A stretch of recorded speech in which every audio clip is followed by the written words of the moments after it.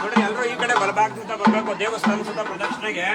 ವಾದಿದವರು ಈ ಕಡೆ ಕರೀರಿ, ವಾದಿದವ್ರನ್ನ ನೀವು ಒಂದ್ ನಿಮಿಷ ಎಲ್ಲಪ್ಪ ಪ್ರದಕ್ಷಿಣೆ ಬರ್ಬೇಕು. ಅಲ್ಲಿ ಜಾಗ ಅಲ್ಲಿ ಅಲ್ಲೊಂದು ಜಾಗ ಮಾಡ್ಕೊಳ್ಳಿ. ವಾದಿದವ್ರಿಂದ ಬರ್ರಿ, ದೇವಸ್ಥಾನ ಸುತ್ತ ಪ್ರದಕ್ಷಿಣೆ ಬರ್ಬೇಕು.